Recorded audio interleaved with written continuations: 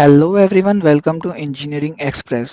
आज हम स्टार्ट कर रहे हैं AKTU बीटेक फर्स्ट ईयर का न्यू सब्जेक्ट जिसका नाम है इंजीनियरिंग केमिस्ट्री और इसका कोड है BAS 102 and BAS 202। May be आपके सब्जेक्ट का कोड डिफरेंट हो सकता है बट आपका सिलेबस सेम ही होने वाला है। सो ये लेक्चर आपकी इंट्रोडक्शन वीडियो होने वाली है आपके सिलेबस के बारे में एंड प्लेलिस्ट के बारे में कि क्या क्या टॉपिक्स आप इस प्लेलिस्ट के अंदर पढ़ने वाले हो एंड किस तरीके से हम कवर करेंगे अपने पूरे सिलेबस को। तो देख लेते हैं आपका सिलेबस क्या है। ये है आपका सिलेबस जिसमें आपकी 5 यूनिट है, unit 1, unit 2, unit 3, unit 4 and unit 5। देख लेते हैं आपके फर्स्ट यूनिट में क्या क्या आपके पार्ट्स हैं। पहला पार्ट आपका atomic and molecular structure, second आपका लिक्विड क्रिस्टल, थर्ड आपका ग्रेफाइट एंड फुलरीन, फोर्थ है आपका नैनो मटेरियल्स एंड फिफ्थ आपका green chemistry. First part atomic and molecular structure में आपको पढ़ना होगा molecular orbital theory, bond order and bond order कैसे निकालते हैं एंड इसी के साथ साथ आपको करने होंगे न्यूमेरिकल जो कि आपसे 7 मार्क्स में या 5 मार्क्स में पूछ ले जाते हैं या कभी कभी 2 मार्क्स में भी आपसे कोई क्वेश्चन पूछ लिया जाएगा।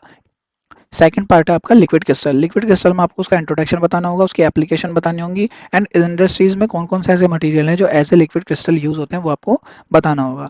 इसके बाद आपका थर्ड पार्ट है graphite and fullerene. Graphite and fullerene में आपको डायग्राम के साथ उसका इंट्रोडक्शन देना होगा, उसकी स्ट्रक्चर बनानी होंगे एंड उसकी एप्लीकेशंस भी बतानी होंगी। यहाँ से कई बार एग्जाम में 7 मार्क्स का क्वेश्चन पूछ लिया जाता है जिसमें वो दोनों चीज़ों को पूछ लेता है कि explain graphite and fullerene with the neat and clean structure या neat and clean diagram. Okay इसके बाद आता है आपका नेक्स्ट पार्ट जिसका नाम है नैनो मटेरियल। नैनो मटेरियल में आपको बताना होगा उसका इंट्रोडक्शन, वो बनता कैसे है and characteristics of nano materials and applications of nano materials, और साथ में आपको बताना होगा कार्बन नैनो ट्यूब कि कार्बन नैनो ट्यूब होती क्या है। ये भी 7 मार्क्स के लिए एक इंपॉर्टेंट क्वेश्चन है।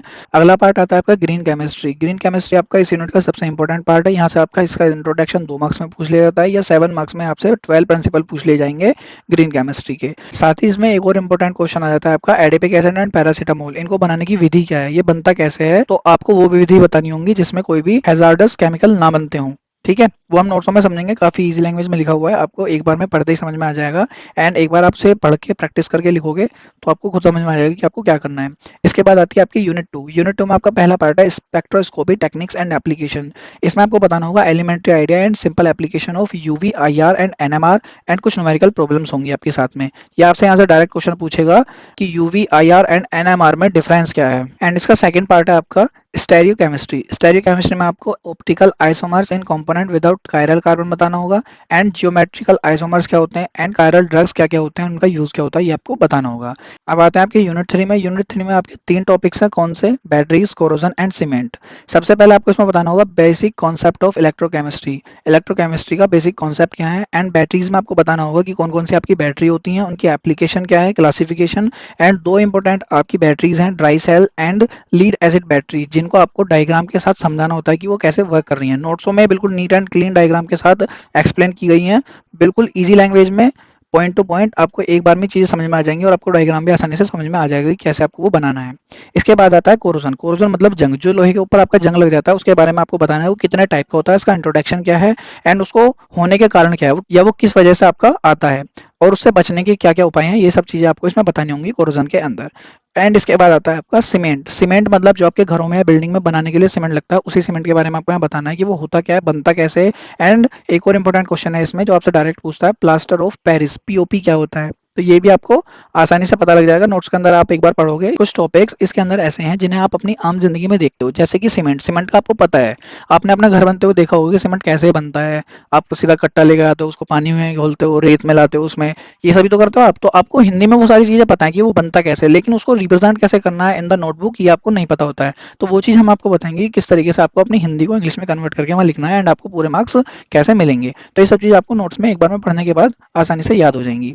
अब चलते हैं आपके फोर्थ यूनिट पे। फोर्थ यूनिट में आपके 2 पार्ट्स हैं, water technology and fuel and combustion. Water technology में आपसे सीधा पूछेगा source of impurities of water, मतलब वाटर के अंदर जो आपकी इम्प्योरिटीज आ जाती हैं, गंदगी आ जाती है, उसको आने के क्या क्या सोर्सेज हैं, किस वजह से वो आ जाती है। हार्डनेस ऑफ वाटर क्या होती है, वाटर की जो हार्डनेस है वो क्या होती है। एंड आपको हार्डनेस दूर करने के लिए 3 विधि हैं इसमें, वो आपको बतानी होंगी। एग्जाम में आपसे कोई सी भी एक पूछ ली जाएगी, कौन कौन सी है, lime soda, zeolite, ion exchange and reverse osmosis process. ये आपके वाटर में से हार्डनेस दूर करने के प्रोसेस होते हैं, वो आपको एक्सप्लेन करने होंगे होंगे with the neat and clean diagram. And यहाँ से आपके कुछ इंपॉर्टेंट न्यूमेरिकल्स भी पूछ ले जाते हैं, तो वो भी हम नोट्स में डिस्कस करेंगे। कुछ न्यूमेरिकल्स काफी इंपॉर्टेंट हैं जो हर बार ही एग्जाम में पूछे जाते हैं, तो अगर आप उन्हें एक बार कर लोगे तो हो सकता है कि आपको सेम एग्जाम्पल या सेम क्वेश्चन आपको वहाँ रखा हुआ मिल जाए, तो आपको सेम ही करके आना है। तो आपको बड़े ध्यान से न्यूमेरिकल्स प्रॉब्लम को सोल्व करना है। नेक्स्ट पार्ट आता है आपका fuel and combustion. Fuel and combustion में आपको बताना होगा डेफिनेशन क्या होती है, क्लासिफिकेशन एंड अच्छे फ्यूल की क्या क्या कैरेक्टरिस्टिक्स हैं ये आपको बताना होगा। आपसे कैलोरीफिक वैल्यू पूछेगा कि किस तरीके से निकलती है, वो आपको निकालनी होगी। And gross and net calorific value भी आपको बतानी होगी। साथ ही आपको एक इंपॉर्टेंट क्वेश्चन है इसमें, वो है आपका बॉम कैलोरीमीटर। उसका एक बड़ा सा डायग्राम होता है, वो डायग्राम आपको बनाना है एंड उसकी वर्किंग लिखनी है आपको, और किस तरीके से वो वर्क करता है वो आपको बताना है। उसके पार्ट किस तरीके से वर्क करते हैं वो भी आपको उसमें बताना होगा। तो इजी लैंग्वेज में आपका नोट्स में लिखा हुआ है, एक बार आप उसे पढ़ोगे आपको उसकी पूरी वर्किंग समझ में आ जाएगी, फिर आप उसे अपना आप लिख सकते हो। इसके साथ ही आपको इसमें देखने के लिए मिलेंगे न्यूमेरिकल्स जो कि होंगे आपके डोलोंग मेथड के ऊपर। एंड साथ ही आपको बताना होगा chemistry of biogas production from organic waste materials. And साथ ही आपको बताना होगा कि इन्वायरमेंट पे या सोसाइटी पे क्या फर्क पड़ता है फ्यूल कंबशन का। अब लास्ट आते हैं आपके यूनिट नंबर 5 पे। यूनिट नंबर 5 में आपके दो पार्ट्स हैं, polymer and organometallic compounds. Polymer में हम पढ़ने वाले क्लासिफिकेशन, पॉलीमराइजेशन प्रोसेस क्या होता है, एंड थर्मोसेटिंग एंड थर्मोप्लास्टिक में आपसे डिफरेंस पूछता है, वो भी हम पढ़ेंगे। पॉलीमर ब्लेंड एंड कंपोजिट क्या होते हैं ये सब हम जानेंगे। कंडक्टिंग एंड बायोडिग्रेडेबल पॉलीमर ये क्या क्या होते हैं ये सब हम समझेंगे। सो इस यूनिट में से आपके इंपॉर्टेंट क्वेश्चन जो देखने के लिए मिलते हैं वो होते हैं आपके industrial application of Teflon, lactic, Bakelite, Kevlar, Dacron, tricol, neolon, buna and buna S and their environmental impact on society. So इस पार्ट के इंपॉर्टेंट टॉपिक हैं। नेक्स्ट पार्ट है आपका ऑर्गेनोमेटालिक कंपाउंड। इसके आपके दो ही इंपॉर्टेंट टॉपिक हैं, कौन से, RmGx एंड LiAlH4। इनको हमें बताना होता है, इनकी प्रिपरेशन की, ये बनते कैसे और उनकी एप्लीकेशन, ये चीज़ें हमको इसमें बतानी होती हैं। तो ये था आपका सिलेबस। अब बात कर लेते हैं कि आपको क्या करना है। आपको लेक्चर स्टार्ट करने के साथ साथ एक कॉपी और पेन साथ लेके बैठना है। एंड जो भी टॉपिक्स आप लेक्चर के अंदर पढ़ोगे उन सभी टॉपिक्स को अपने नोटबुक में लिखना है।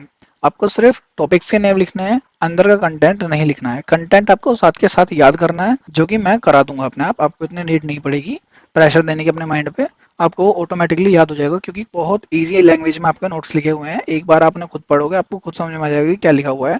आपको बस इतना करना है, जो भी आपने पढ़ा है उसका आपको रिवीजन करना है। एंड एक और इम्पोर्टेंट चीज, अपना टाइम बिल्कुल वेस्ट नहीं करना है नोट्स लिखने में। नोट्स लिखने की आपको बिल्कुल नीड नहीं पड़ेगी, नोट्स आपको मिल जाएंगे, आप यहाँ से परचेस कर सकते हो नोट्सों को, जैसे ही आपके लेक्चर्स कंप्लीट हो जाएंगे एक यूनिट के। यूनिट कंप्लीट होते ही यूनिट वाइज आप लेक्चर्स को परचेस कर लेना। एंड आपको उसका सिर्फ रिवीजन करना है। आपको जो भी टॉपिक्स आपके मन में आए उसको आपको एक बार उठाना है और एक बार पढ़ना है।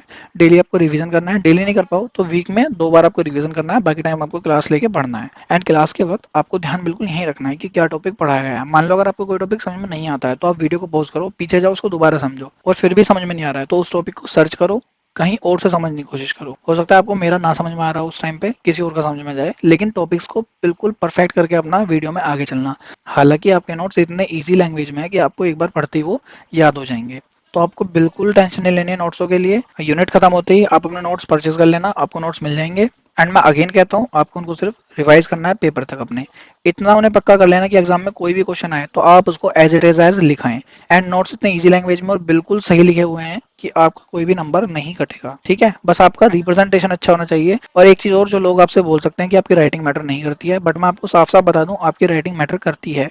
एग्जाम में आपका रिप्रेजेंटेशन कैसा है, आपकी राइटिंग कैसी है, इस चीज के बिहाफ पर कोई भी टीचर आपकी कॉपी को जज कर लेता है। तो इस चीज को दिमाग से निकाल देना कि राइटिंग मैटर नहीं करती है। आप थोड़ा सा साफ लिखना, इतना साफ लिखा हो कि सामने वाले एग्जामिनर को वो पढ़ने में आ जाए, बस इतना आपको ध्यान रखना है, इतना क्लीन रखना है। और उसके बाद आपको लिखते वक्त पॉइंट वाइज लिखना है। नाउ अब नेक्स्ट लेक्चर से हम कंटिन्यू करेंगे अपनी फर्स्ट यूनिट को। मिलते हैं आपसे नेक्स्ट लेक्चर में। Thank you very much for watching this video. I hope आपको समझ में आया होगा कि आपके लिए ये प्लेलिस्ट हेल्पफुल होने वाली है या नहीं होने वाली है। Thank you very much.